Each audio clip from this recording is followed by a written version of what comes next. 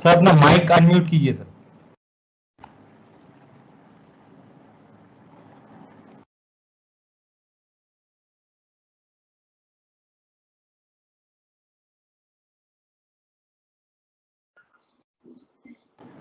Okay sir. Okay, sir.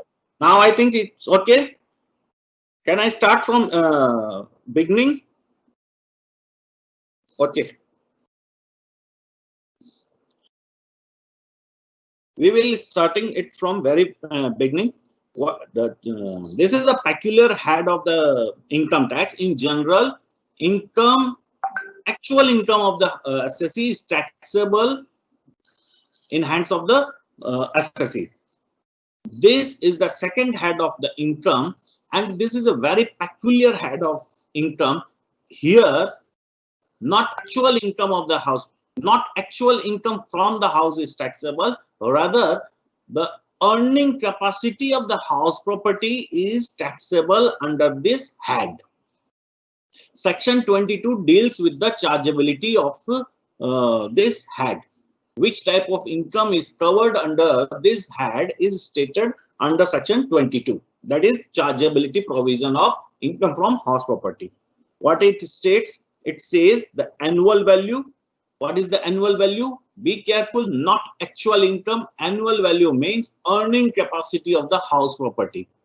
Earning capacity of the house property is taxable under this head, not actual income from house property is taxable. The annual value of which, annual value of what? The annual value of property. Which property? Consisting of any land or building or land appurtenant thereto, of which assessee is the owner. If assessee is not an owner of a house property or building or land appurtenant thereto, then income from such type of building or land appurtenant thereto is not taxable under this head. For example, Mr. X is the owner of a house property, and that house property has been given to Mr. Y for a monthly rent of rupees, say 10,000. Mr. Y further give that property, that sublet that property to Mr. Z for a monthly rent of say rupees 12,000. In short, Mr. Y is earning the difference of rupees 2,000 per month.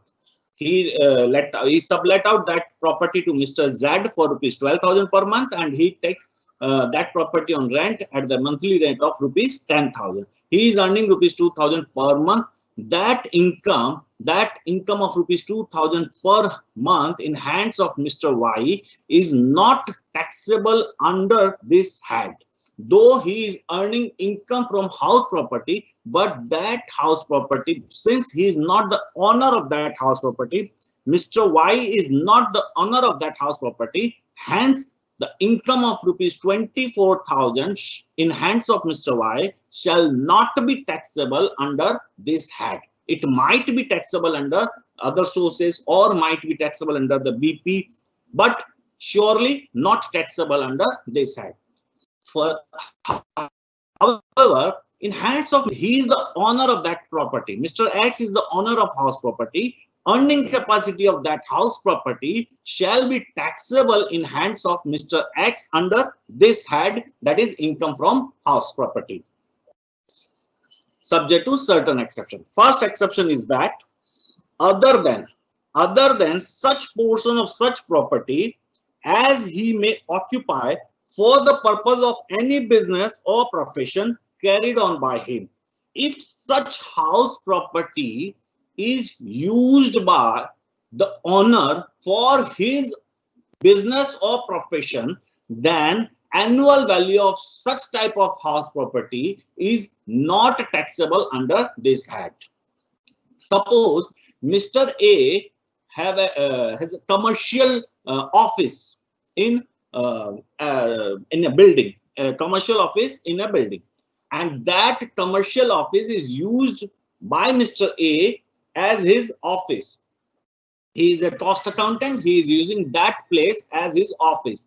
Since the house property is owned by the Mr. X, that is, he is the owner the assessee is the owner, but that house property is used in business or profession carried on by the owner, then this the annual value of that house property is not taxable under this head. That means this is the first exception. This type of house property is not taxable under the head income from house property. Suppose Mr. X has one commercial offices and he let out that offices to Mr. Y for a monthly rent of say rupees 10,000. And Mr. Y is running his office on that premises. The income from that house property, the rental income from the house property, the annual value of the house property shall be taxable in hands of Mr. X under this head, because the who is running the business of profession? Mr. Y is running the business of profession. The owner is not running his business of profession.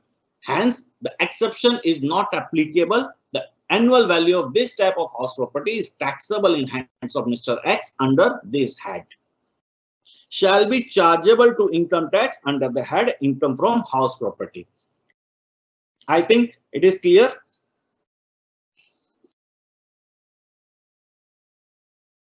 Now, next, chargeability. There are three pillars. You are supposed to remember these three pillars. There should be house property. House property includes building or land appurtenant thereto. Number two, assessee should be the owner of that house property. And number three, that house property should not be used in business or profession carried on by the owner. If that house property is used in the business or profession carried on by the tenant, then it might be taxable under this head. But if that house property is used in the business or profession carried on by the owner, then that house property is not covered under this head. Next, now we are discussing one by one. Building or land appurtenant thereto. What is the meaning of building or land appurtenant thereto? See, there is a one diagram. Income, annual value of this plus income, annual value of this approach road, plus this is called the land appurtenant thereto. This is not, this is part and parcel of this building. This land is the part and parcel of this building. Henceforth, the annual value of entire these three things, approach road, building plus land appurtenant thereto, excuse me, shall be taxable under this head income from house property, provided it is not used in business or profession carried on by the owner himself. Suppose I have a vacant land. Suppose this is my vacant land far away from this building, and I let out this vacant land to Mr. X for agricultural purpose or for shamiana, for any reason. The income from this vacant land, the rental income from this vacant land, is it taxable under this head? Surely no. The answer is no. Why? Because for income, for the purpose of this head, there should be building or land appurtenant thereto. Plain land, vacant land is not considered as a building or land appurtenant thereto. Got it? The rental income from this vacant site might be taxable under the head other sources, or might be taxable under the head BP on a case to, or the head might be determined on case to case basis. Is it clear?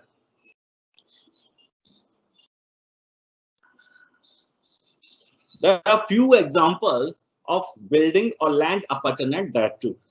First one is residential house.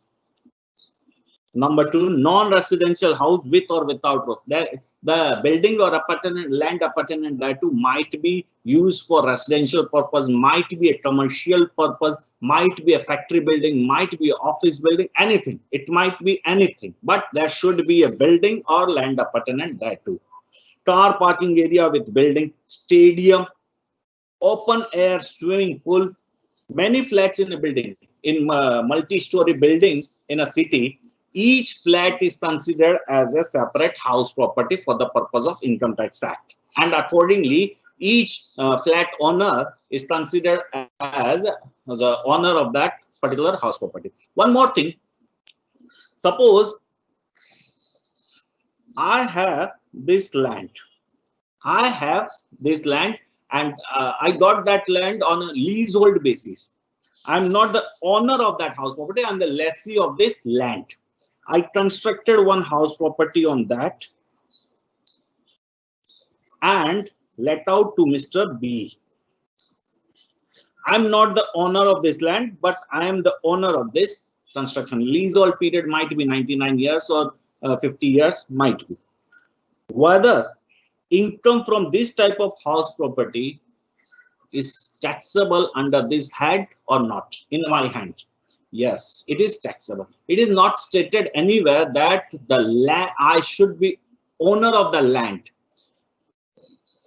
I am the owner. Owner of what? Owner of building or land appertaining thereto, not the land itself. The owner of the land might be someone else, but if I am the owner of that building, the rental value, the annual value of that building is taxable under this head in my hands. Got it? However, there are few exclusions are there. This type of properties are not considered as a building or land appertaining thereto, hence not taxable under this head. Vacant land, already we discussed.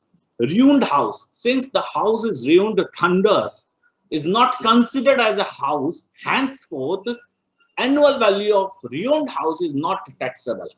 Similarly, incomplete or demolished house, since the house is not complete, there is no annual value of incomplete house property, henceforth the annual value is not taxable. This type of house property is not covered under this head. Temporary structure like cinema, set, etc., because these are not actual house property. Next, owner. Second condition, assessee should be owner of that building or land house property. In short, assessee should be owner of that property. There might be three types of owner. Number one is legal. We all know who is considered as a legal owner. Number two is beneficial owner. Might be the property is registered in someone else's name for the benefit of someone else. And number third is deemed owner. What is the deemed owner? This is a legal fiction. Though someone else is the owner of that particular house property, but for the purpose of Income Tax Act, Income Tax considered someone else as the owner of that house property. This is called legal fiction. Whoever be the legal owner, but for the purpose of income tax, some other person shall be considered as a owner of that house property, and he is liable to pay tax, and he is liable to compute his income under this head. What is the legal fiction? We will discuss. What are covered as a deemed owner? Who is considered as deemed owner? We will discuss right now.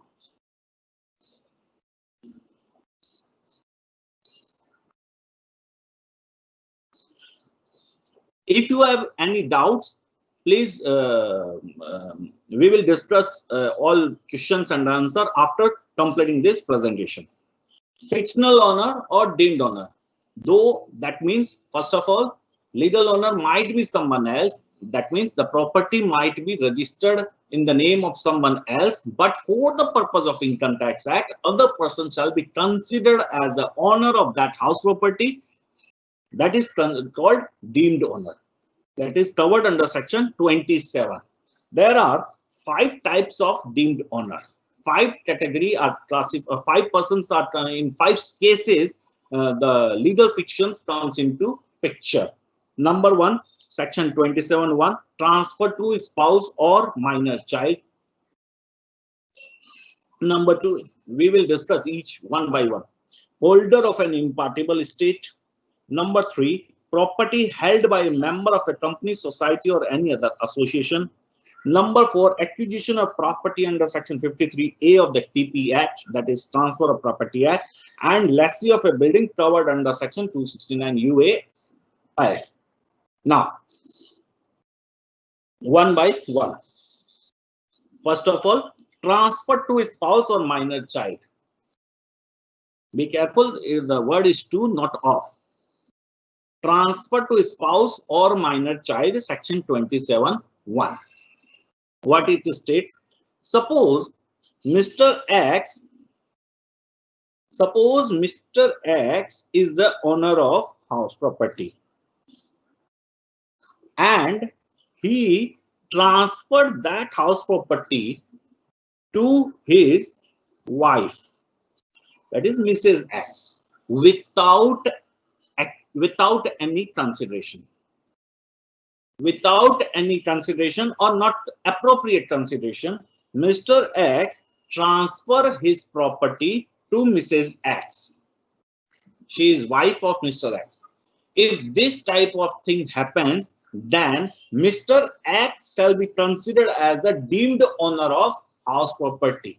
Though Mrs. X is the legal owner of that house property, but for the purpose of Income Tax Act, Mr. X shall be considered as a deemed owner of that house property, and annual value of that house property shall be taxable in hands of Mr. X. Got it? Similarly, if Mr. X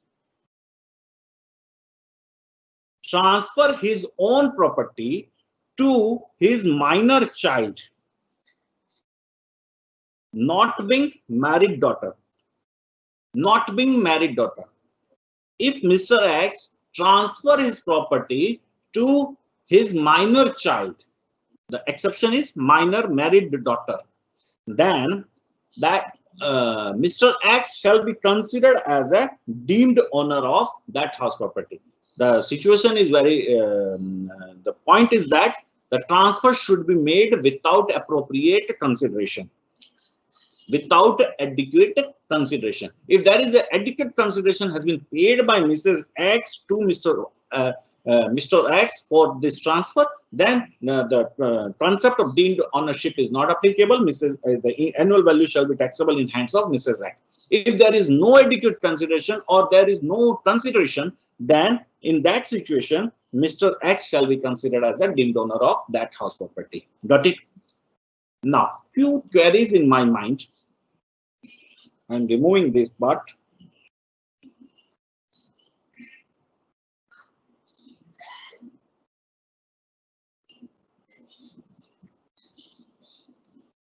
Suppose Mr. X have affair with Miss Y. Mr. X have affair with Miss Y.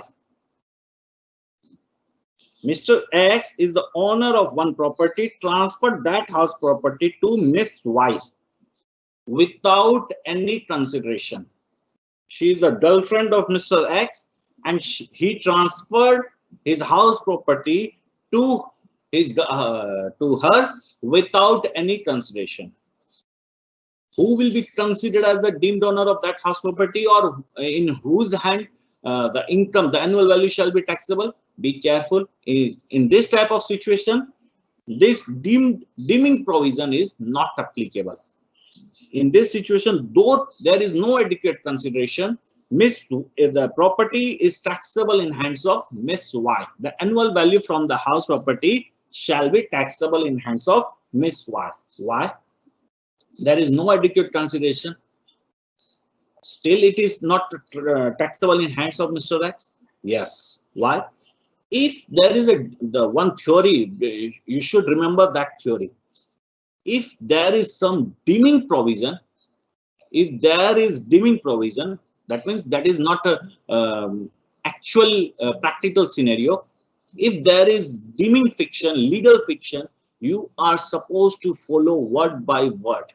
No left, no right, apna dimag nahi lagao. Just follow word by word. What it states that Deeming provision states that when an individual transfer a house property to his or her spouse, first condition, first criteria is that the transferee should be spouse of the transferor. In our case, transferee is not spouse of transferor. Hence, deeming provision fails. अब उसके बाद में हमको कुछ नहीं देखना. We are not supposed to read next part of the provision. Got it? Suppose I'm just changing my scenario. Suppose Mr. X engaged with Miss Y on 1st January 2020. On 1st Feb 2020, out of his love and affection, Mr. X transferred his house property to his fiancée, that is Miss Y. On 1st March 2020, they got married. In this situation too, the transferred house property, Mr. X is not considered as the deemed owner of that house property. Why? The reason is the simple. On 1st Feb 2020, that is on the date of transfer, the relationship between Mr. X and Miss Y is not of husband and wife. Got it? Is not of husband and wife. Hence, though in future they got married, that is not our scenario. On the date of transfer a house property, at the moment when transfer has made by Mr. X, at that moment the relationship between Mr. X and Miss Y are not husband and wife. They are not married couple. Hence, the provision of section 27(1) is not applicable. Got it? Now next, I'm removing this part.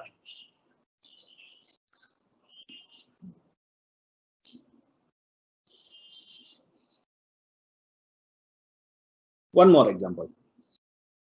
Suppose Mr. X and Mrs. X married in the year say 1/7/2018. On 1/6/2019, Mr. X transferred his house property to Mrs. X. On 1/4/2020, divorce taken place between these. They are separated. Now, who will be considered as the owner of this house property? From 1/7/2018 to 31st May 2019, I think there is no doubt Mr. X shall be considered as the owner of that house property. He is the legal as well as deemed. Anyway, he is considered as the owner of that house property. From 1/6/2019 to 31st/3/2020, who will be considered as the owner of this house property? Mr. X shall be considered as the owner of that house property. Why? Due to the provision of section 27(1). On the date of transfer, there was a relationship. They are husband and wife. He transferred his house property to his spouse without any consideration. Hence, he will be considered as the deemed owner of that house property for this period. Now, divorce took place on 1/4/2020. Now, who will be considered as the owner of this house property?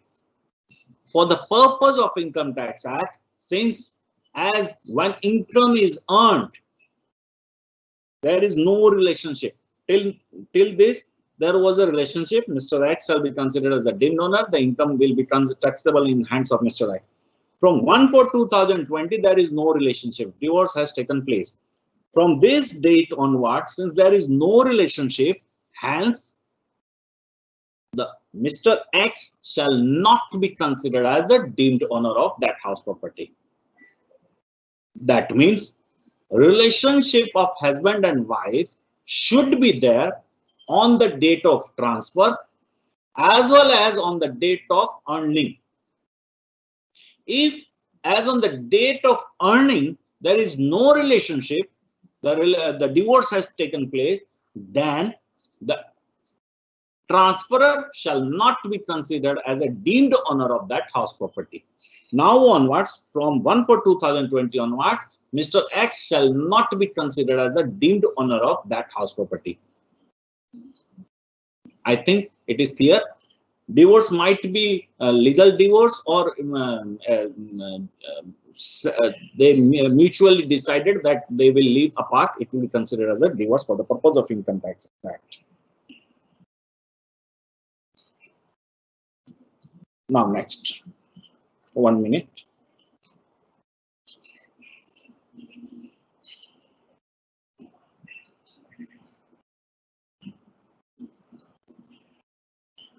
Holder of an impartible estate.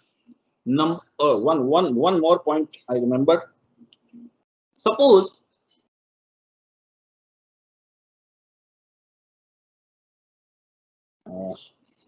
Mr. X transferred ₹1 crore to her wife, Mrs. X. Now, Mrs. X bought one house property. Out of this money, Mrs. X bought one house property. Who will be considered as deemed owner of that house property? Be careful. The money has been given by Mr. X to Mrs. X out of love and affections, and out of that money, Mrs. X bought one new house property. Who will be considered as the deemed owner of that house property? In fact, this is the indirect way of transferring house property to Mrs. X. Though, whatever be the situation, Mrs. X shall be considered as the owner of that house property. The deeming provision is not applicable in this situation. Mr. X is not considered as a deemed owner of house property. Why? We already discussed, if there is a legal fiction, you are supposed to read word by word. If the provision, if there is any destruction in the line, the statement made by the deeming provision, the deeming provision is not applicable in that type of situation. What it states, when an individual transfer a house property, it states that what should be transferred? House property should be transferred. To whom to be transferred? To a spouse or child other than minor child, other than married daughter. If this is the situation, in our case, what was transferred? That was not house property. Money was transferred. Henceforth, deeming provision under section 27(1) is not applicable in this type of situation. Be careful. Clubbing provision might be applicable. Clubbing is covered under section 64, which we will discuss some other day, but surely section 27(1) is not applicable. Got it? Now, holder of an impartible estate, section 27(2). What is this? This is now not feasible. Generally, in earlier days, there was a jamindari system. Elder son or elder person of the family is considered as a jamindar or thakur, and there was a property that is undivided property. Who is the owner of that undivided property? The entire family is the owner of that undivided property, but who hold the office? That means the jamindar, the elder person, shall be considered as the owner of house property for the purpose of Income Tax Act. Got it? Number 3. Property held by a member of society, etc. Section 27(3). In some parts of India, what happened? This is a building. The building is owned by, the entire building and land is owned by one cooperative society.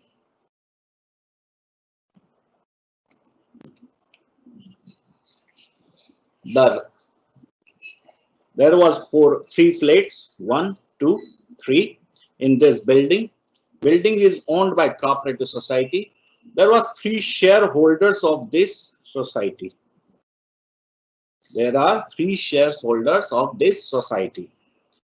Whoever be the shareholder of this society, the society will allot 1 flat in this building to them. First flat is allotted to Mr. X, second one is Y, and third one is Z. Now, who will be considered as the owner of these flats? In general, building is owned by cooperative society. Henceforth, annual value from this entire building shall be taxable in hands of that cooperative society. But now, the deeming provision states that if cooperative society, if this type of society or company or other type of person allot flats to its shareholders or members, then that member or shareholder shall be considered as a deemed owner of respective flats. Henceforth, Mr. X shall be considered as the deemed owner of this flat, though he is not the owner of that house property. He is the owner of the shares of cooperative society. But since against that share, cooperative society has allotted 1 flat to him, hence he shall be considered as a deemed owner of flat 1. Y is considered as deemed owner of 2, and similarly Z is considered as deemed owner of 3. The annual value of respective flat is taxable in hands of respective shareholders. Got it? Next, acquisition of property under Section 53 of the TP Act, Section 27(3)(a). This is very simple provision.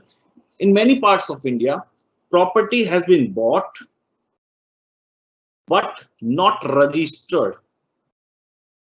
Property has been bought by buyer, all payment has been made, but registration process has not taken place. This might be happened in many property deals. If this type of the case, then if part performance of the contract is partly performed by both side of the parties, then buyer shall be considered as a deemed owner of house property, though registration has not taken place. What is the case? For example, I sold one of my flat to Mr. Y for rupees say 1 crore. I got some money and I give possession of my flat to Mr. Y. What has left? The deal has been already cracked. Henceforth, I got some money and I already give possession of my flat to the buyer. Now onward, buyer shall be considered as the deemed owner of that house property for the purpose of Income Tax Act. Got it? Lessee of a building under Section 269 UAF. Suppose I have this building. I have this building on lease.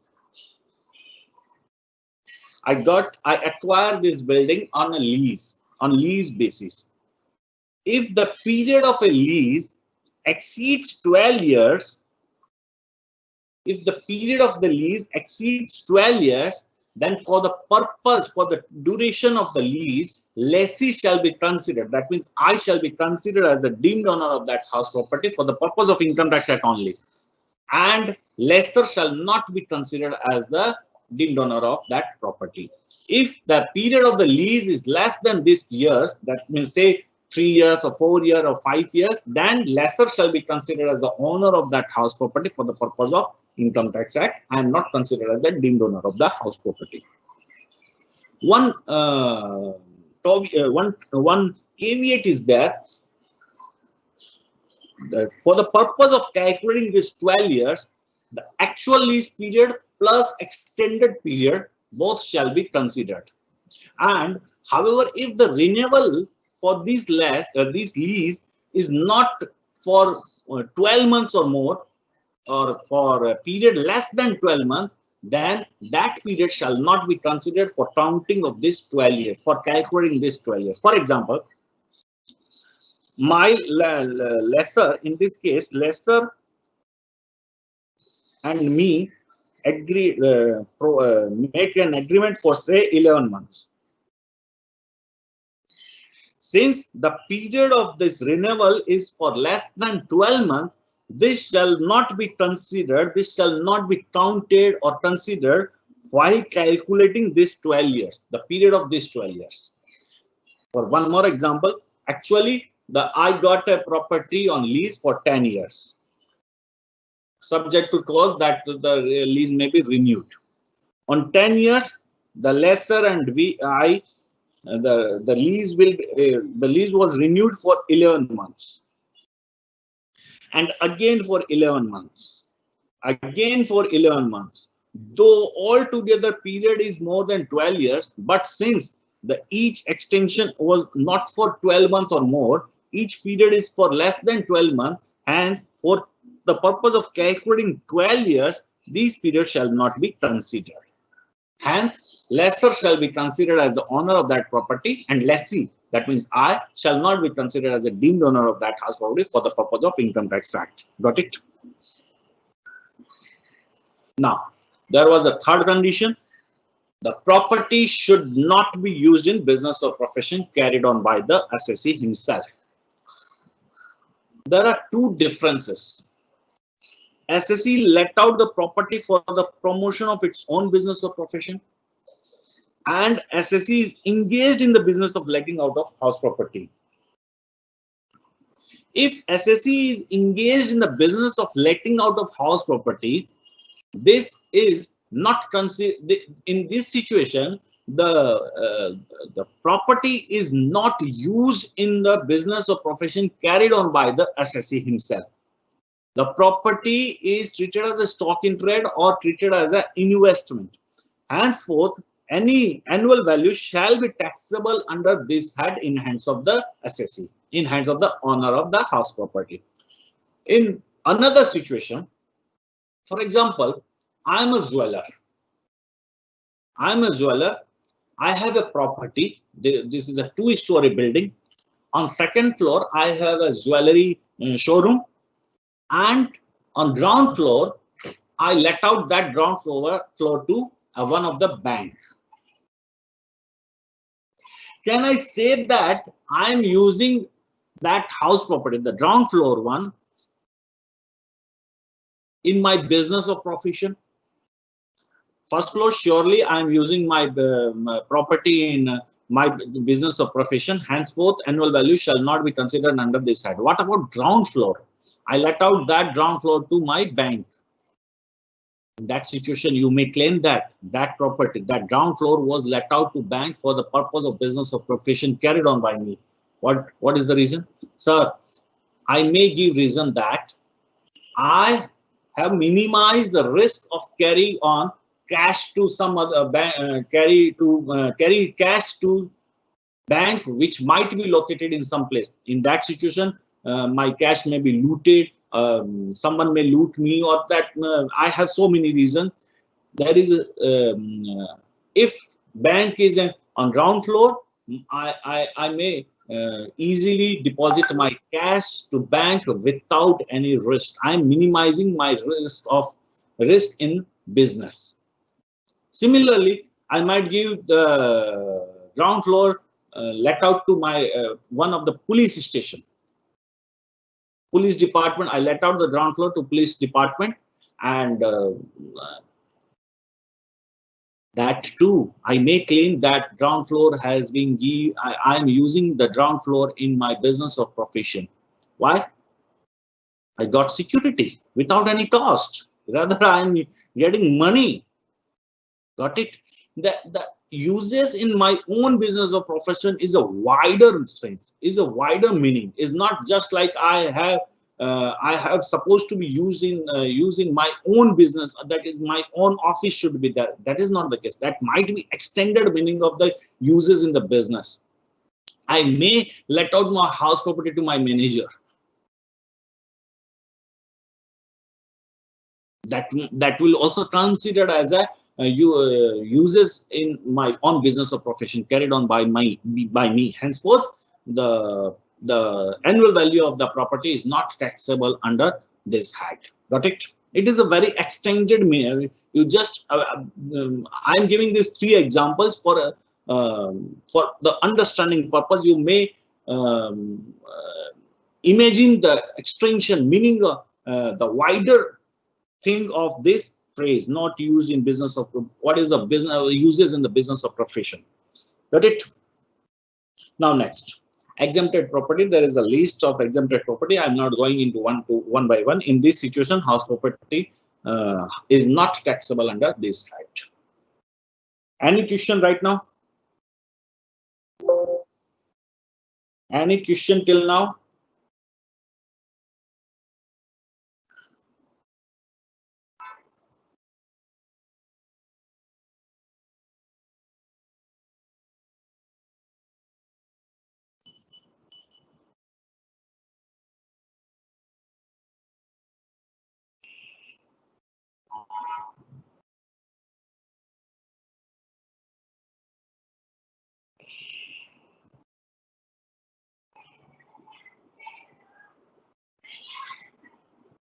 Any question?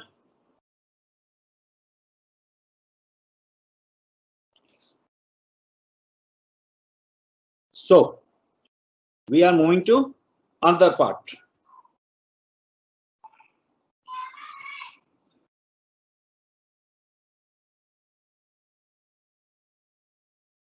Now, how to compute income under this head? What is taxable? Not actual income. The taxability is on annual value of the house property. What is the annual value? Earning capacity of the house property is taxable under this head. This is the very peculiar head we discussed. There might be situation, the property might be let out to someone. It is very easy to calculate the income from the house property. The property might not be let out to someone else. It is self-occupied by me, not in my own business or profession, not used in my business or profession, but it might be self-occupied for my residential purpose.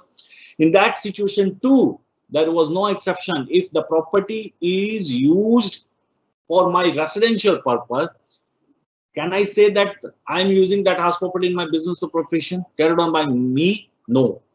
In that situation, annual value of this type of property is also taxable under this head, though I'm not earning any income from the house property in which I resides.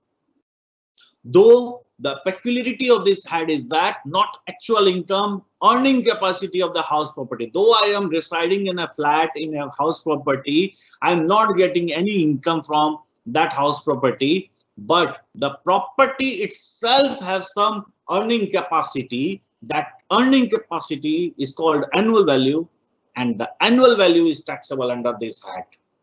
Self-occupied house property, the annual value of self-occupied house property might be taxable under this head. Deemed to be let out, that means it is not actually let out, but it is considered as a let out for the purpose of Income Tax Act. Property not actually occupied by the owner, we will discuss that thing. Partly let out and partly self-occupied, that means I have a house property, half portion is let out to someone else, half portion I am living, I am residing in the half portion. Might be 3 months it was let out, 9 months I resided, and recovery of arrear of rent and unrealized rent. This type we are supposed to discuss how to compute income under the head income from house property in these different situations. There are the 1, 2, 3, 4, 5, 6 type of situations where income is taxable under this head. We are supposed to read one by one. First one, let out house property, section 23(1). If you let out your house property to someone, then annual value of that house property shall be taxable. That is considered as gross annual value. This is a simple format. You are supposed to feed your details or data or figures in this format. You will got the result. It is very simple head. Gross annual value, in short, it will be termed as a GAV. We will discuss in our discussion, we will use GAV as an abbreviated word. gross annual value.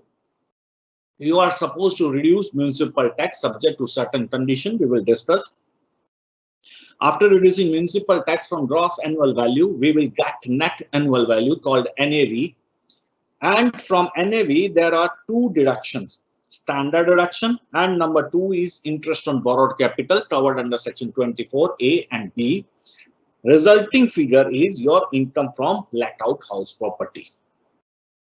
If you have 3 let out house property, you are supposed to calculate income for each house separately and aggregate in summation of this figure for each house shall be considered as income from house property. Got it? Now, how to calculate a gross annual value? What is the meaning of a gross annual value? Annual value, we already know. What we are supposed to find out, you got some idea, that is the earning capacity of the house property. This figure is the earning capacity of the house property. There are 4 factors to justify the earning capacity, to calculate the earning capacity of the house property. One is gross municipal value, fair or notional rent, standard rent, and number 3rd is actual rent. How could you determine the earning capacity of particular house property? The rent actually fetch that rent, that property. That property is given to someone. Mr. X provides his property or let out his property to Mr. Y for the monthly rent of rupees 10,000. We will presume that there's the rupees 10,000 is the earning capacity of the house property. This is the one of the factors. There might be some other factors which may influence the rent. Suppose Mr. X and Mr. Y are good friends. Due to that, they reduce the rent. Might be they have some other relationship, business relationship. Considering all this fact, this might be considered as one of the factors to determine gross annual value, but this is not the conclusive. Henceforth, some other factors shall also be considered to determine the actual earning capacity of the house property. First one is gross municipal value. Do you know that municipality calculate a value and on that value they charge tax, municipal tax. Out of that value they apply certain percentage and you are supposed to pay that tax annually, or the frequency of the tax might be monthly or quarterly or biannually, but they calculate that there should be some mechanism. ऐसा तो नहीं है कि municipality है भाई आपको 5,000 देना इनको 10,000 दे. There should be some mechanism, and the value on which they calculate municipal tax is considered as gross municipal value, and this is the first factor to consider for the purpose of determination of gross annual value, that is the annual earning capacity of the house property. Number 2, that is fair rent or notional rent. What is that? Suppose I have this property. This is my bungalow. I given to Mr. X for rupees say 20,000 per month. Mr. X is good friend of mine. There is a similar bungalow on adjacent to my property, just nearby bungalow, owned by someone else, and that bungalow also was also let out to someone else for monthly rent of rupees say 50,000. The bungalow, the size of the bungalow is same.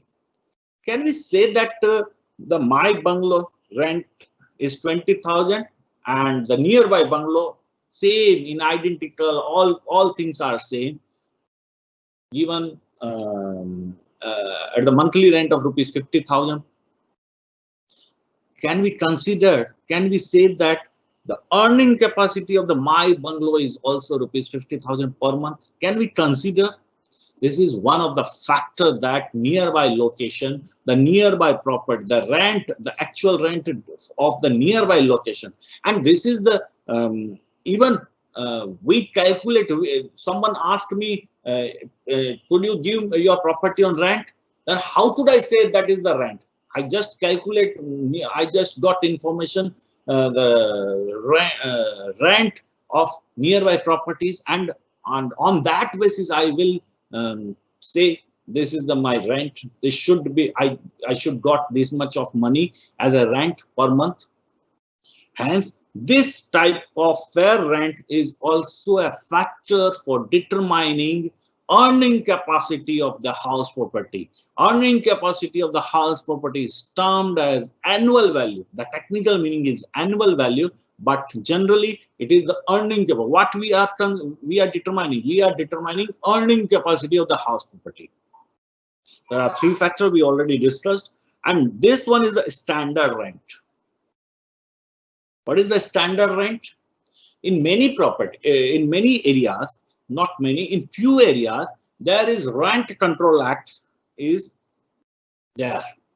That means government suggests that you cannot charge, you cannot take rent from more than that prescribed level. Suppose in this area, government restricted the rent. There is a ceiling on the rent that you cannot charge rent more than, say, rupees 25,000 or 30,000 or 5, whatever be the figure. That may also be considered, that there is the restrictions on my earning capacity. It should also be considered for determining gross annual value of the house property. Got it? We are supposed to consider these four factors for determining earning capacity of the house property. And earning capacity, that means annual value. How we will apply this thing, we are here. Computation of gross annual value. We have four figures: gross municipal value, fair rent. There are four factors: gross municipal value, fair rent, standard rent, and actual rent. First of all, we are supposed to calculate expected rent, reasonable expected rent. What is reasonable expected rent? What will be the municipal value? I should got that thing. At least I should got municipal value or fair rent, whichever is higher. You are supposed to calculate gross annual value.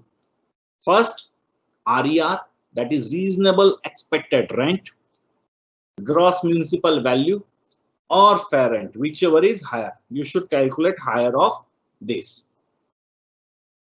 And now consider standard rent. We discussed what is the standard rent. Standard rent is the upper cap levied by the government on rent.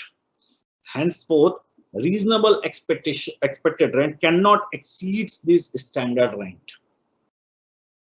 Reasonable expected rent cannot exceed standard rent because there is a law. Henceforth, RER is equal to higher of gross municipal value or fair rent subject to maximum of standard rent. This is termed as reasonable expected rent. This is our step number 1. Got it? Number 2, actual rent received or receivable. You may got some higher rent, though standard rent is there, but income tax is supposed to be taxable. Whatever be the other law, we are not supposed to consider. Actual rent received or receivable as reduced by unrealized rent of the current year. If there is any unrealized rent, I let out my house property for a monthly rent of rupees 10,000 per month, but my tenant did not give me rent for 2 months, and that was the unrealized bad date. Henceforth, ARR minus unrealized rent for the current year. For the reducing this part, there are certain conditions. 120, say 2 months there was unrealized rent, then my actual rent, the step 2 figure is rupees 1 lakh. Now you are supposed to compare these two, step 1 figure and step 2 figure. Whichever is the higher shall be considered as a gross annual value. reasonable expected rent versus actual rent as reduced by unrealized rent subject to certain conditions. Whichever is higher shall be considered as your gross annual value. There are some relaxation. What is the relaxation? If step 2 figure, that means ARR minus UR, is less than RER due to vacancy,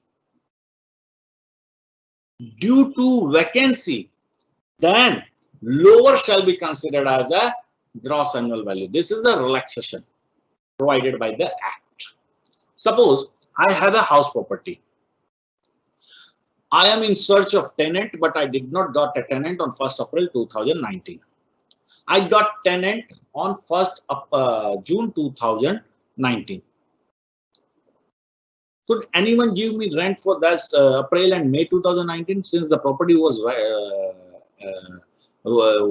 there is no tenant in the property? No one give. Government considered that thing and decided that if this figure is less than this one, due to vacancy, then lower shall be considered. If this is less due to any factor other than vacancy, then higher shall be considered. Got it? Now, we discussed that there are certain conditions for reducing unrealized rent from the actual rent received or receivable. That these are the conditions. The tenancy is a bona fide. The defaulting tenant has vacated the property khali karwa liyo, or step have been taken to compel him to vacate the property. The defaulting tenant is not in occupation of any other property of the assessee.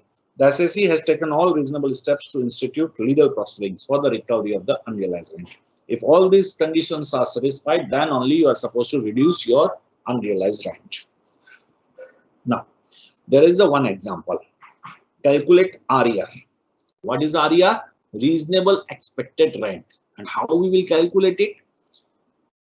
Higher of gross municipal value or fair rent subject to maximum of standard rent. Gross municipal value is 10,000. Fair rent is 8,000. We are supposed to consider higher of this, that is 10,000. Standard rent is given as 10,000. Subject to maximum of standard rent, that means 10,000 is considered as of reasonable expected rent. In case of house property 2, 12,000 the municipal value and 16,000 is the fair rent. Whichever is higher, 16,000 shall be considered as a higher of these two. And there was a standard rent of 14,000. Your rent cannot exceed 14,000. Henceforth, your reasonable expected rent should be 14,000. Similarly, 12,000, 16,000.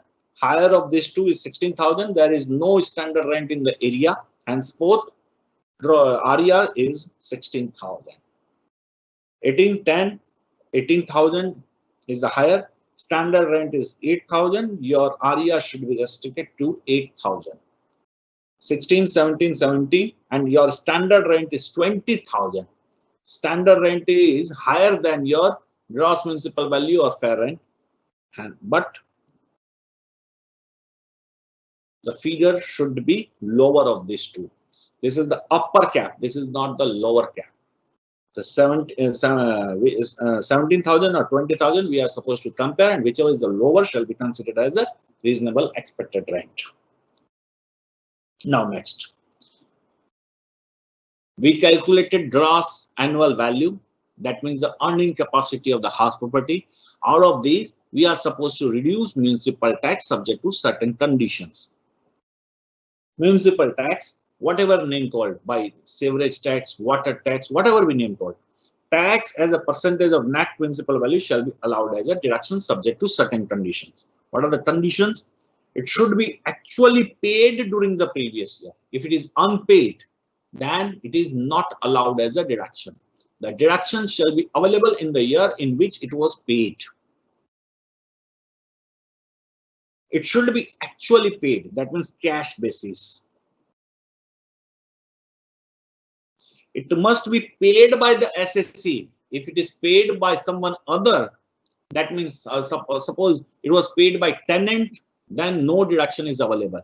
If the municipal tax is actually paid by the SSC during the previous year, then it is allowed as a deductions. It must be related to the previous year or any year preceding the previous year. That means it is allowed on cash basis. Suppose during the previous year 2019-20, Mr. X paid municipal tax for last 10 years amounting to rupees, say 1 lakh. Altogether, aggregate amount is rupees 1 lakh. The GAV of the property, say rupees 1,20,000. GAV of the property is 1,20,000. It is actually paid by the tenant, by the owner himself. Henceforth, entire 1 lakh shall be reduced. Since it pertaining to the period previous year or any year preceding the previous year, it is paid by the SSC and paid during the previous year. All conditions are fulfilled. Henceforth, rupees 1 lakh shall be reduced. Now, net annual value is rupees 20,000. Got it? There are two reservations. First one is that suppose he paid municipal tax for 11 years. That is, say it is 1,10,000. 11 years. 1 year is forward. That is future, next previous year. Municipal tax is available up to rupees 1 lakh. Future, that means municipal tax paid in advance is not supposed to be reduced, but it is available in next years. Number two, my reservation. What happened if municipal tax of 10 years, which he paid amounting to rupees 1 lakh, instead of 1 lakh, it is rupees 2 lakh. Might be per year 20,000. GAV is 1,20,000. Can I put 2 lakh as here and my NAV is minus 80,000? Is it okay? Or it should be restricted to rupees 1,20,000? Dear friends, rupees 2 lakh shall be reduced and 80,000 net annual value may be negative due to this reason. 2 lakh shall be reduced. If all these conditions are fulfilled, then you will get deduction of rupees 2 lakh and your net annual value is minus 80,000. Got it? That is loss. Deductions under section 24. There are two deductions is available from let out house property while calculating income of the let out house property. Number one is standard deductions and number two is interest on loan under section 24B. Standard deduction is very simple.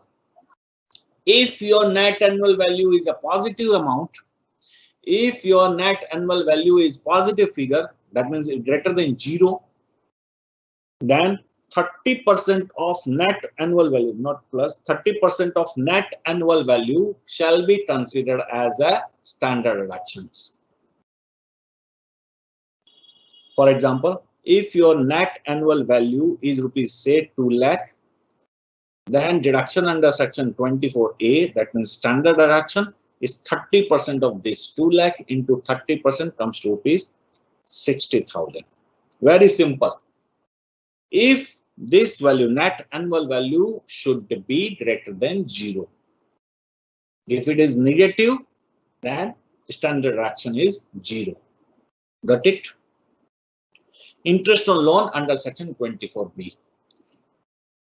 If you have constructed or acquired your house property through borrowed capital, then you are supposed to pay interest, then interest amount on accrual basis, whether you paid or not, that is not material. On accrual basis shall be reduced under section 24B. Whatever be the amount, entire amount is available as deduction on accrual basis from your net annual value. The resulting figure is your income from house property, let out house property. There are few reservations while discussing this part. Interest on loan under section 24B. The first one is loan for purchase, construction, renovation, repairing, extension, renewal, or reconstruction of house property shall be allowed on accrual basis. Few points are there. Number one, interest on loan. We know that accrual basis means the interest accrued for the previous year shall be reduced from the net annual value. Interest on loan is divided into two parts, that is pre-construction and post-construction period. What is the pre-construction period? Suppose Mr. X borrowed capital on 1/4/2017. Borrowed capital of rupees say 10 lakh at the rate of 12% per annum on 1/4/2017. And the construction was completed on say 31st May 2019. And now onwards it was let out. That it. Be careful.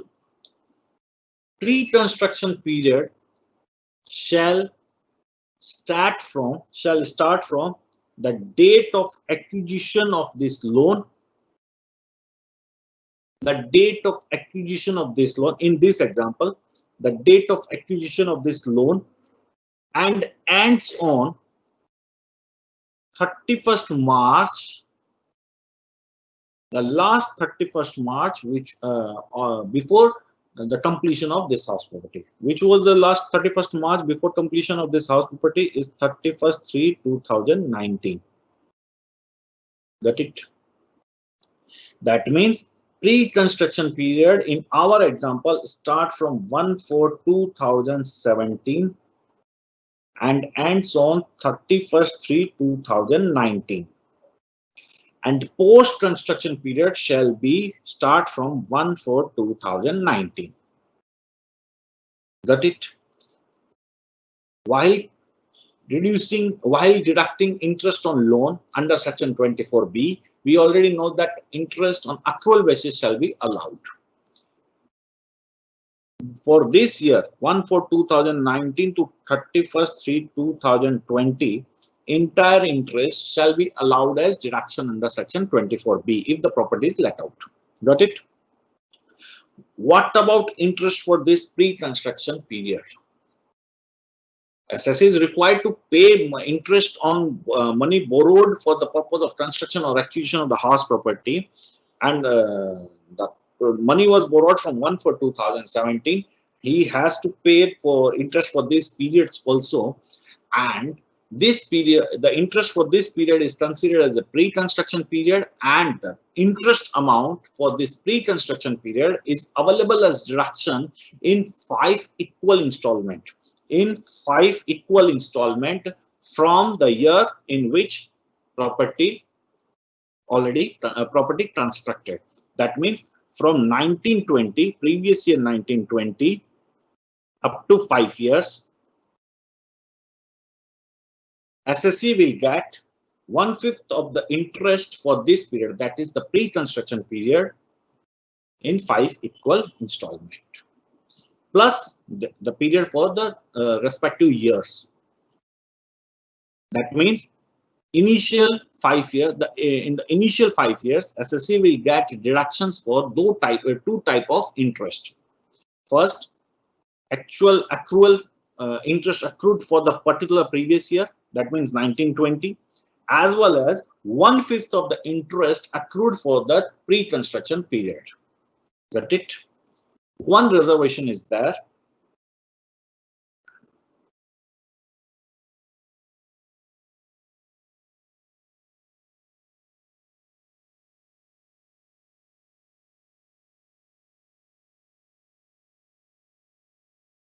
Suppose one reservation is there. He borrowed capital rupees 10 lakh on 1/4/2017. Okay. But construction commenced on 1/7/2017. Might be during these 3 months, the money was utilized for some other purpose, and on 1/7/2017 he started construction. Pre-construction period will starts from the date whichever is later. He borrowed capital on 1/4/2017, but construction start on 1/7/2017. Hence, for the purpose of calculating interest for the pre-construction period, the period will start from the date whichever is later, that is 1/7/2017.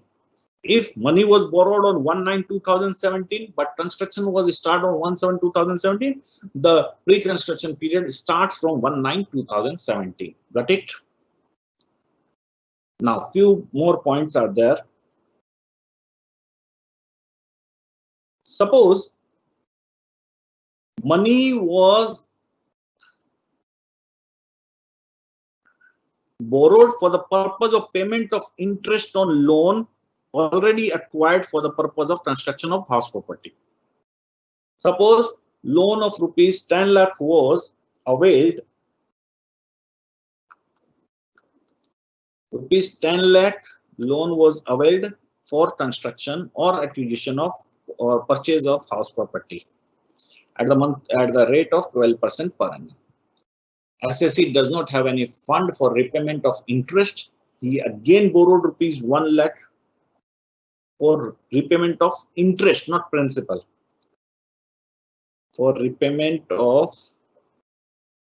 interest on borrowed capital at the rate of 12%. SSC will avail deduction under section 24B for this interest. But whether he will get deduction for this interest? No. Because here the loan has been taken for the purpose of repayment of interest, not used for the purpose of construction or acquisition or purchase or repair or renewal of the house property. And this interest shall be disallowed, is not available as deductions. What happened if suppose loan was taken from Mr. X and now he is saying that please repay me, and I don't have any fund, so I borrowed money from Mr. Y and repaid entire loan to Mr. X. In that situation, I will get deductions on interest paid to Mr. Y. What happened if I borrowed money for payment of municipal tax? Again, the interest shall be disallowed. Now, let out house property is complete. Is there any query? Is there any query? Please post in question and answer session.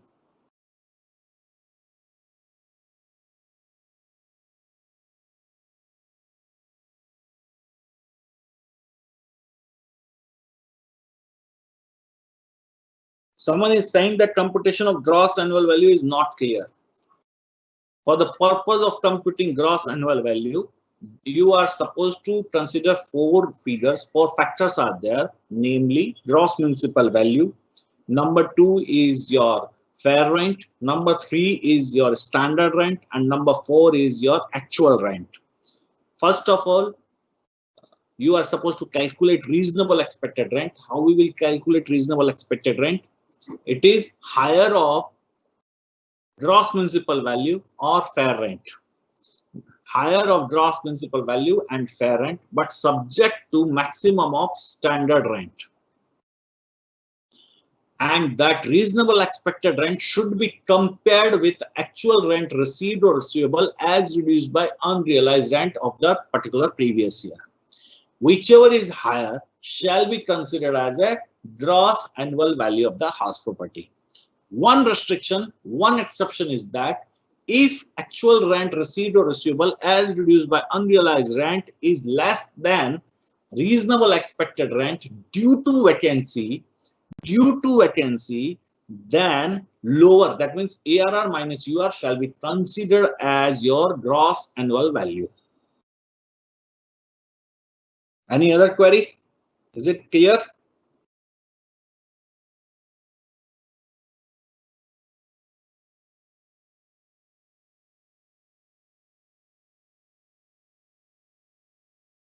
Is it clear? Interest on fresh loan taken to repay original interest on fresh loan taken for repay of original loan is deductible. We already discussed. Earlier I taken a loan of rupees 10 lakh from Mr. X for the purchase of house property. Now he required fund. I borrowed fund from Mr. Y and repay the loan to Mr. X. Now I am supposed to pay interest to Mr. Y. The interest payment to Mr. Y is eligible for deduction under section 24B. Any other thing?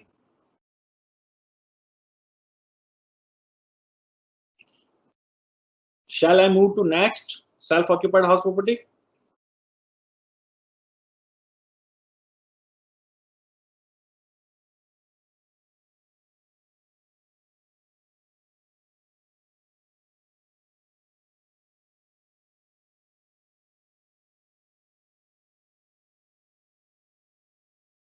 Now, another type of house property, that is self-occupied house property. That means house property is used or hold as a for my residential purpose, the owner's residential purpose.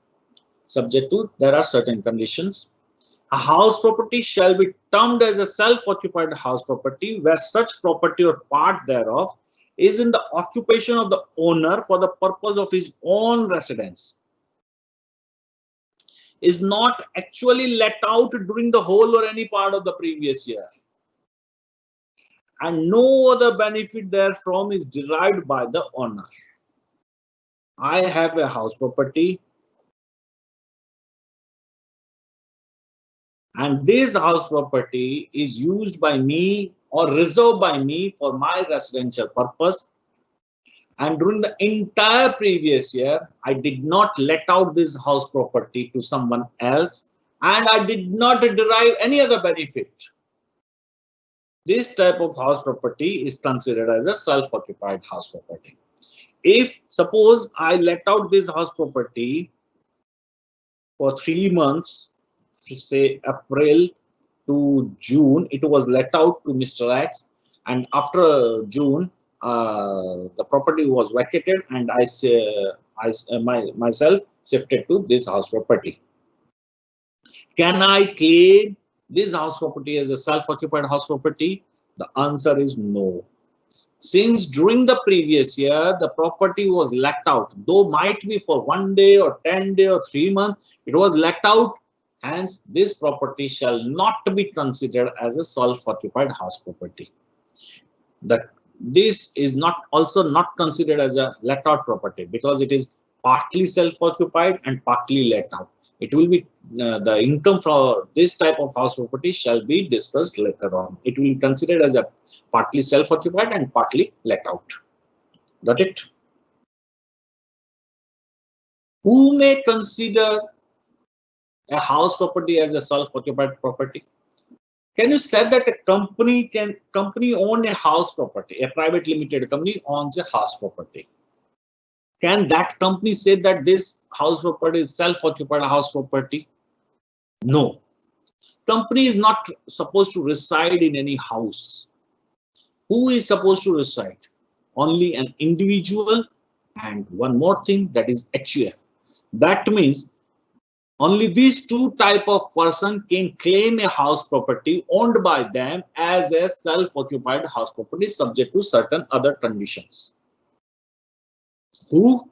Only individual and HUF. No other person, that is company, partnership, firm, etc., cannot claim a house property owned by them as a self-occupied house property. Got it? Got it? Now, there is calculation how to compute income from self-occupied house property. It's a very simple and very easy. net annual value of the house property shall be considered as nil. That means you are not supposed to consider 4 factors, etc. Municipal tax, forget all these things.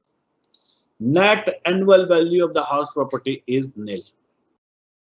Since net annual value of the house property is nil, you are not the deduction under section 24A, that is standard deduction, is not available. We already discussed standard deduction is available if the net annual value is higher than 0. However, the SSE is eligible for deduction under section 24B, that is interest on borrowed capital under section 24B. But there is a limitation. If the property is let out, then there is a no limitations. Upper limit, there is no upper limit. However, if the house property is a self-occupied, then there is an upper limit for these deductions. We will discuss about that thing. And one more thing you are supposed to remember: an assessee can claim 2 houses as a self-occupied house property, provided they are self-occupied. If an individual or an HUF have more than 2 self-occupied house property, then out of those self-occupied property, they can claim 2 house property as a self-occupied, and remaining house property shall be considered as a deemed to be let out. So which 2? Whatever be they choose. Can we suppose in last year I have 5 house property as self-occupied. Okay, I choose A and B as my self-occupied, and C, D, and E is treated as deemed to be let out. In this year, I also have 5 houses as a self-occupied house property. Can I choose any other house property? Can I choose C and D as my self-occupied? Yes, you are free. Can I write to a letter to assessing officer, I am going to change my choices? No. You are not supposed to write to any persons, whatever be your choice. You just mention in your income tax return, I am choosing this house property as a self-occupied house property, and other house properties as a deemed to be let out house property. Got it? Got it? Benefit under section 23(2)(a), that means the self-occupied. What is the benefit? This is the benefit. Net annual value is considered as a nil value, and you are getting deduction for interest on borrowed capital. That means in any circumstances, your income from self-occupied property treated as such is loss or 0. This figure is always 0 or negative. This figure cannot have any plus positive income. You are getting benefit. This benefit is available up to 2 house property treated as self-occupied. 2 self-occupied property treated as such. Got it? Benefit under section 23(2)(a) can be claimed by an individual HUF for 2 houses. We already discussed.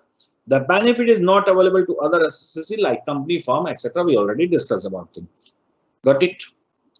Which 2 houses? This is your choice. But as a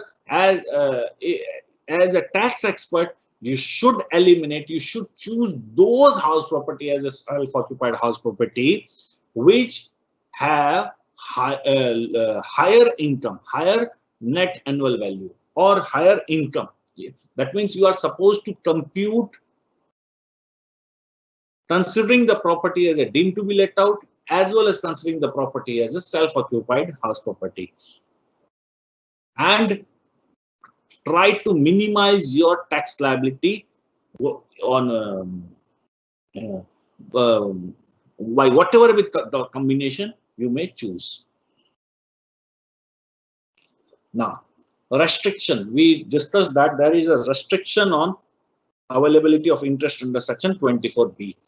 If house property is considered as let out or deemed to be let out, there is no restriction on interest on loan. If the conditions are fulfilled, entire amount shall be available as a deduction under section 24B. However, if house property is considered as a self-occupied as such, then there is a restriction. There is an upper cap on deductions under section 24B, that is interest on loan. If these conditions are fulfilled, then upper cap is rupees 2 lakh, and this 2 lakh is for both houses. If there are two houses, then aggregate deductions for interest on loan is rupees 2 lakh. If you have one house, then 2 lakh is the limit. If you have two houses as self-occupied, then aggregate is rupees 2 lakh. That is not per house, that is aggregate limit. What are the conditions? Where loan is taken on or after 1499. Loan should be taken on or after 1499. If loan is taken before this date, then this limit is reduced to rupees 30,000. Where loan is taken on or after 1499 and following conditions are satisfied, then the upper limit of interest on loan under section 24B for self-occupied house properties, for both house properties, is rupees 2 lakh. Loan is utilized for construction or acquisition of house property on or after this date. Such construction or acquisition is completed within 5 years from the end of the financial year in which capital was borrowed, and one certificate from lender has been obtained. If these conditions are fulfilled, then maximum interest on loan, deduction for against interest on loan is available up to rupees 2 lakh. If these conditions are not fulfilled, then maximum is rupees 30,000. In any case, aggregate deduction in respect of interest on loan on self-occupied properties cannot exceed rupees 2 lakh in a year. That is the for both house property treated as self-occupied, the maximum deduction is rupees 2 lakh. Got it?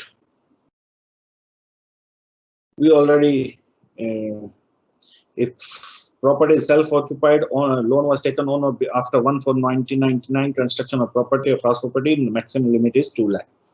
Self-occupied on or after 1/4/1999, but the reason for loan is repair. Since the loan was not utilized for construction or acquisition of the house property, the loan was utilized for repairing purpose. The limit is rupees 30,000. Self-occupied before 1/4/1999, restriction is upper cap is rupees 30,000. Self-occupied before 1/4/1999 for repair, upper cap is rupees 30,000. Let out anytime construction or purchase or repair, no maximum limit is there. Unoccupied property. One more property is the part of self-occupied property, that is unoccupied property. What has happened? Suppose I have a house property in Kolkata.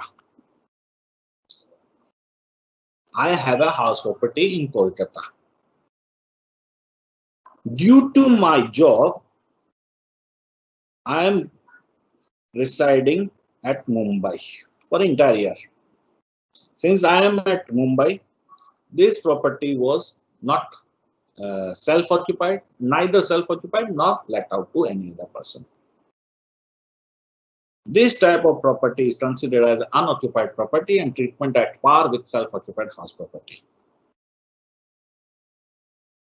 Got it?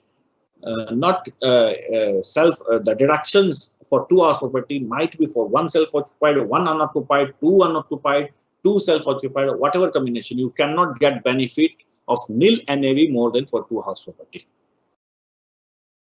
Deemed to be let out. We already discussed that if you have more than two house property as self-occupied house property, out of these house properties, self-occupied house property, two house properties shall be considered as a self-occupied property, and remaining house property shall be considered as a let out house property.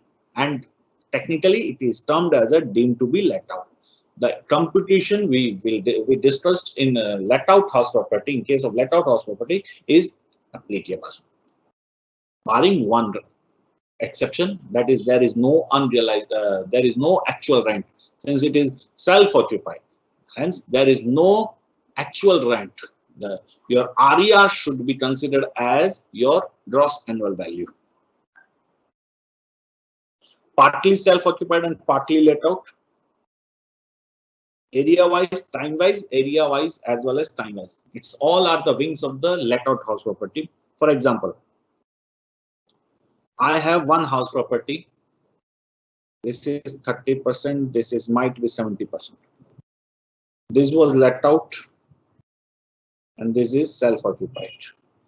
Area-wise, I will consider it as a separate property, and it is considered as a let-out property. All the suppose municipal value of the entire house is rupees 1 lakh, then 30,000 is for let-out portion, and self-occupied portion is rupees 70,000. Well, these will be considered as two separate house property. Another one is the calculation is remains same for respective portion. Time wise, I have this house property 3 months, it was let out. 9 months, it was self-occupied, or it might be reverse case. It will be considered a self-occupied property. No, since the house property was let out for a single day, is not considered as a self-occupied property. Since it is let out for 3 months, it is not considered as a self-occupied property. It is considered as a let out property. Got it? Area as well as time. Sorry.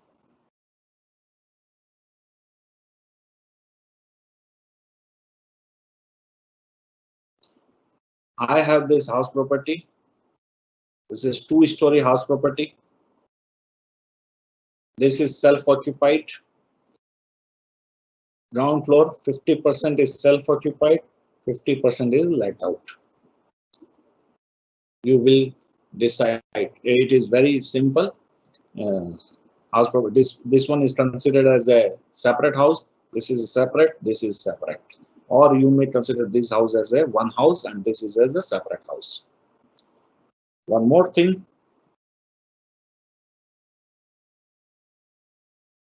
I'm bypassing this example. Recovery of unrealized rent and arrear rents. What has happened? We got certain deduction for unrealized rent. We reduce unrealized rent from ARR while computing our let out house property. And after a few years or after a couple of years, we recover that unrealized rent from tenant. Then what will be the treatment? It is very simple.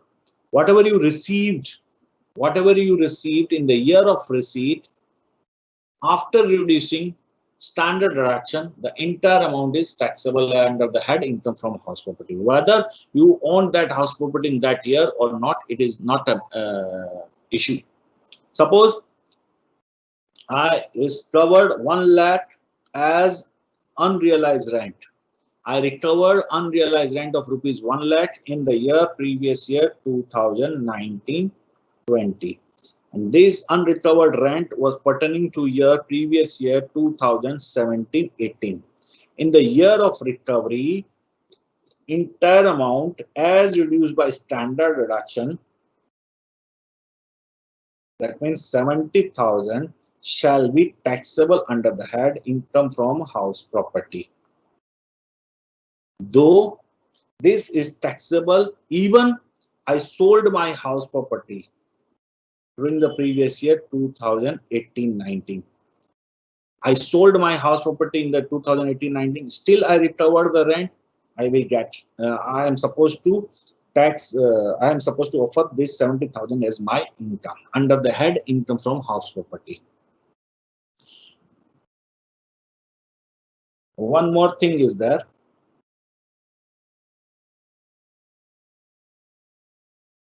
Arrear rent. What is arrear rent? Suppose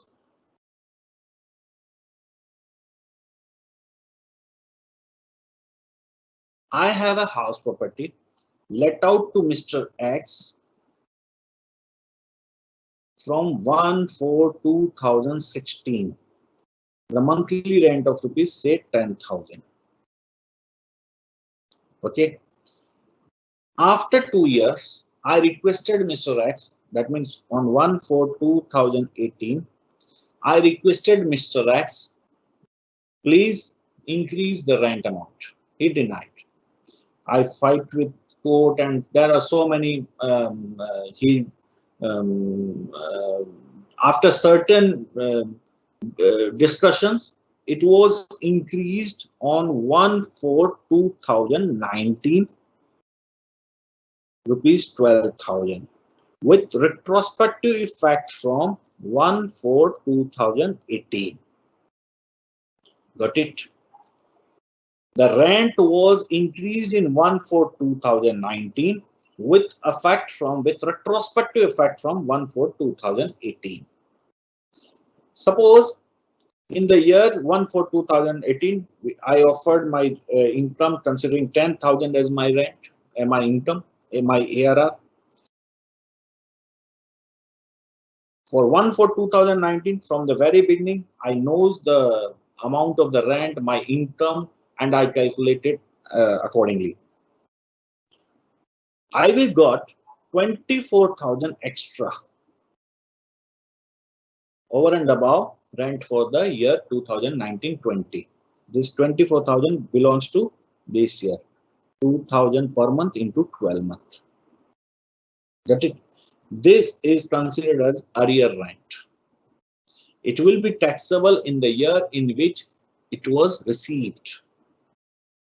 It is taxable in the year in which it is received after reducing standard deduction of 30%. That means it will be taxable in the year 2019-20, and the taxable amount is 24,000 less 30%. 30% of 24,000, I don't know, 24,000 into 30, 7,200, I think. Might be calculation might be mistake. I am the 30%. Remaining amount, my maths is very poor. Remaining amount is taxable as income from house property. This will be taxable as income from house property. If I sold my house property, if the tenant was not there, it is not an issue. In the year in which amount is received by me as an arrear rent, it is taxable as my income. There is one example.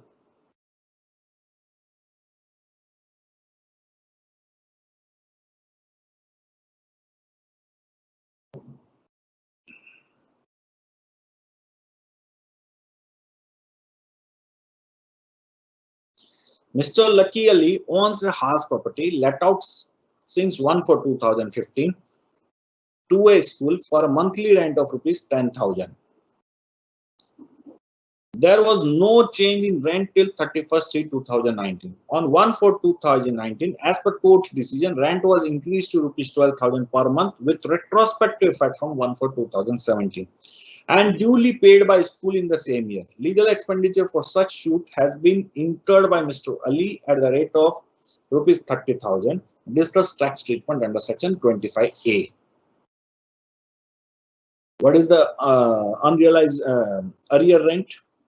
1/4/2017. The rent was increased with effect from 1/4/2017. That means he will get 1/4 rent from 1/4/2017 to 31/03/2019. 17 to 18. That means 24 months into 2,000 comes to rupees 48,000 as reduced by standard deduction. Shall be considered as income under the head income from house property under section 25A. How it is 48,000? I think it is clear to you. Any point? Any query?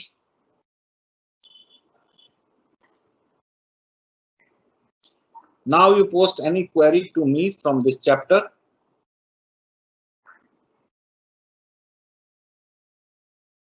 Someone is asking for area as well as time. Suppose I have a house property and the 50% or 60% of that house property is self-occupied by me, and remaining portion of that house property is let out to someone else.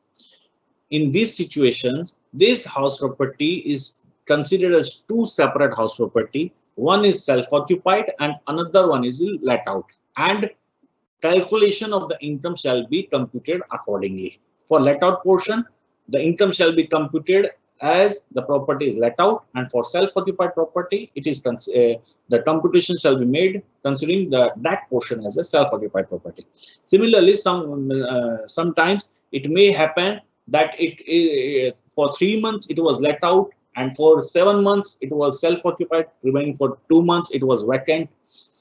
Since the property is let out during the for the year, for a part of the year, it is not considered as a self-occupied property.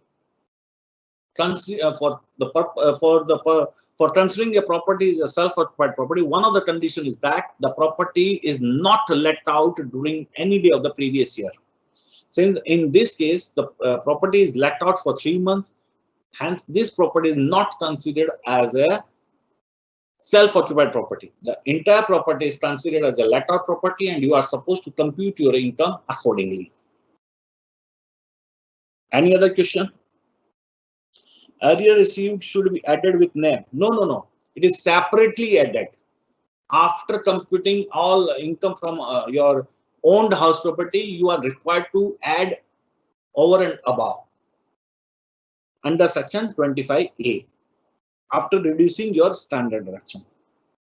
Any other query?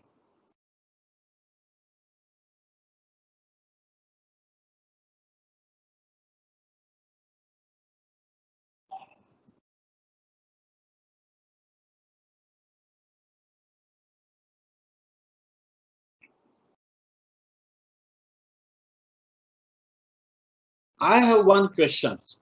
Please reply on your question and answer board. I have a self-occupied house property, one self-occupied house property. Income is rupees 2,30,000. In another self-occupied house property, I have a income of negative 50,000. Can I adjust this thing and say that my income from house property is 1,80,000? Or rather, I am required to say that my taxable income from house property is 2,30,000 and 50,000 from house loss of rupees 50,000 from house property B is supposed to be carry forward. Is it so?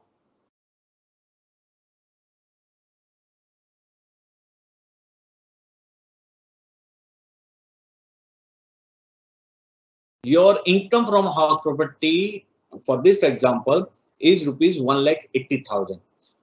The income, if you have multiple houses, each house is considered as your separate source of income, and the relationship between these sources are very you will adjust your loss with your profit.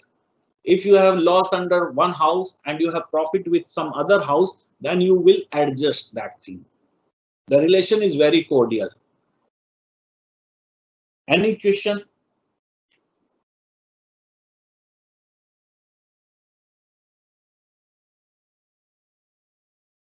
What is first option? Okay, for 1,80,000. Yes, correct.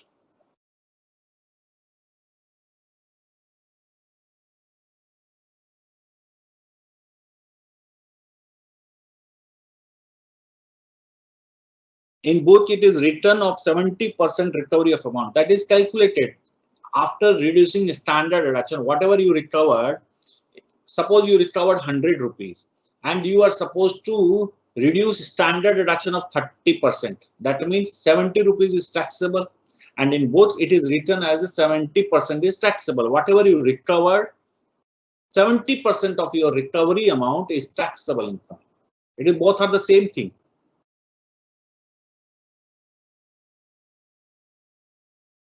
Any other query?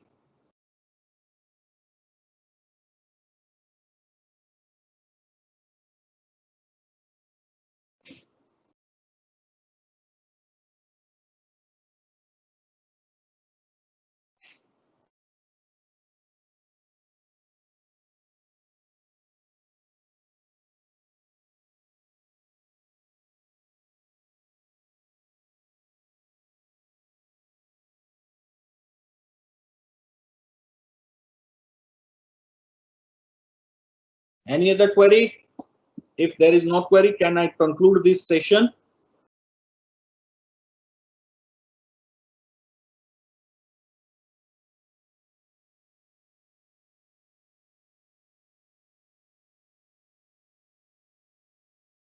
Hopefully, I am able to understand this head of income. Uh, our learning object is fulfilled.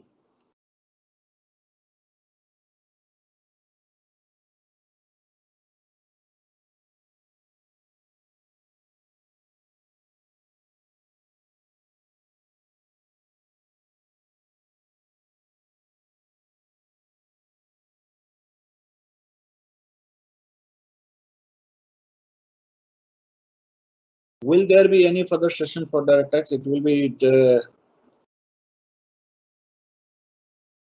exempt income from house property. I stated that there is a list of some exempted house property.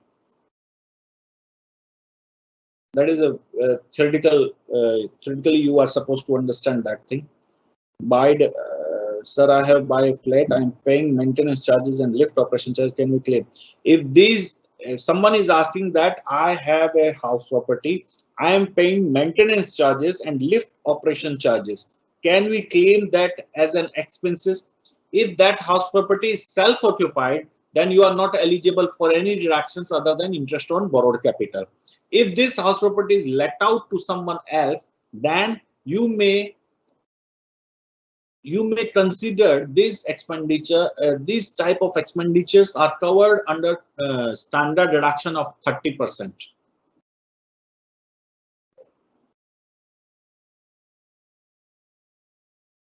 PPT on lease. Is there any issue?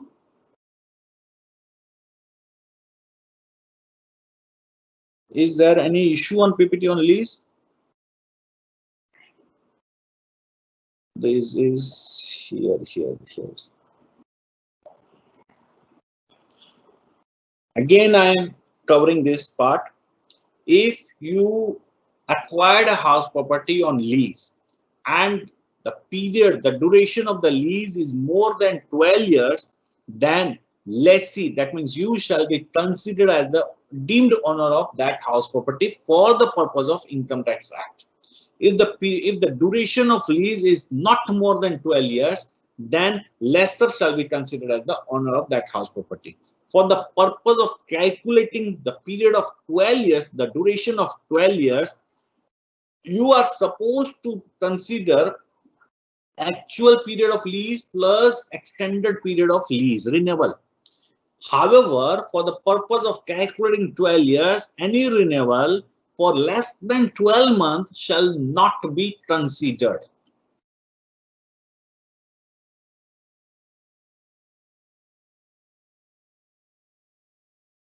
Are you saying something else?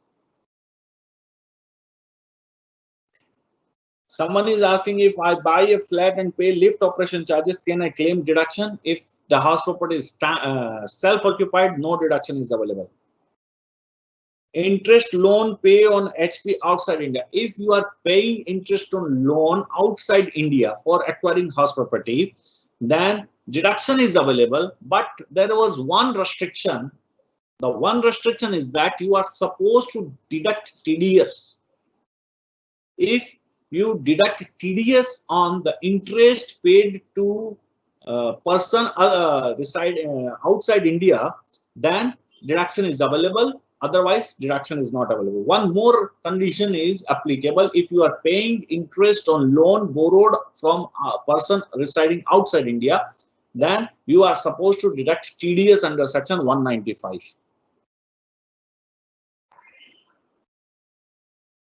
Any other query?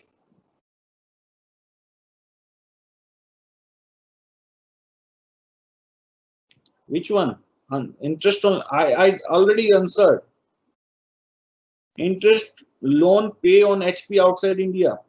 If interest on loan is you are paying interest on loan outside India, then TDS is required to be deducted under section 195. If you fail to deduct TDS, then deduction under section 24B is not available. Otherwise, it is available.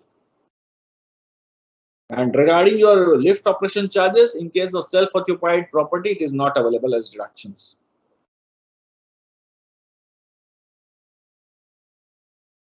Any other?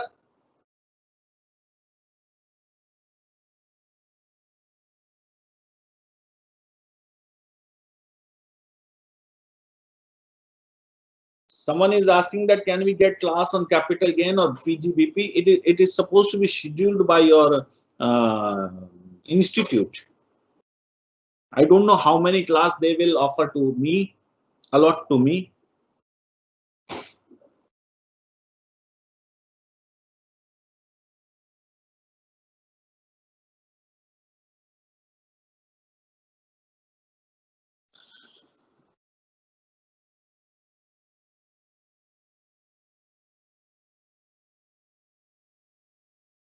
I will upload this presentation for view purpose on my site ecoursepoint.com by tomorrow.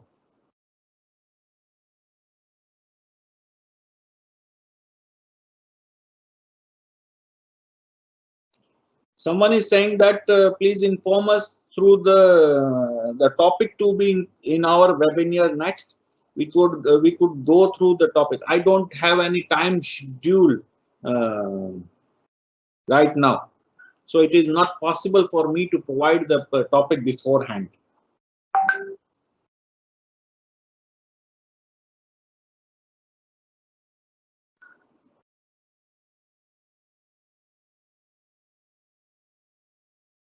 I will upload the slide for your view purpose on my site ecoursepoint.com by tomorrow. It will be available.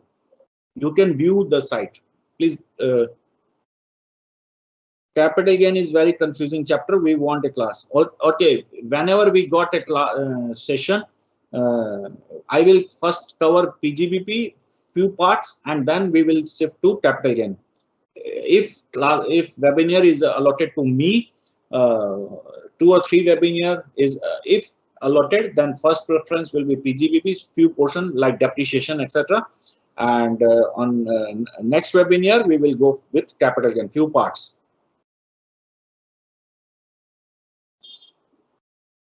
How to compute GAV in case of house property outside India? Also have 2 houses in India. If your house property is located outside India, then that house property is taxable only in hands of resident and ordinary resident in India. Or if the property, the rent from the property is received in India. Be careful. If the person, if your residential status is non-resident and you are receiving that rent outside India, then that the income is not taxable in India due to section 5, and 6. If the income is taxable in India, then you are supposed to compute your income according to your GAV less municipal tax paid in foreign country is also available as deductions, and then standard deduction, then interest on borrowed capital. Can you ask ID again? That means I am unable to understand. Site name ecoursepoint.com. It will be available by tomorrow. eCoursePoint, eCoursePoint, POINT, ECOURSEPOINT.com. And some course is available. If you apply ICMAI 100 as a coupon code, the course will be available free of cost.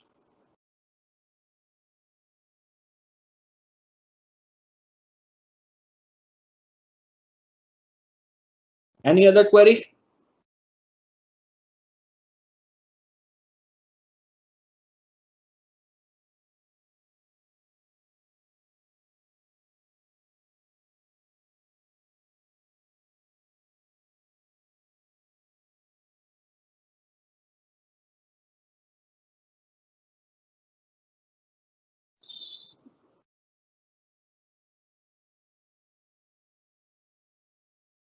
Now there is no query.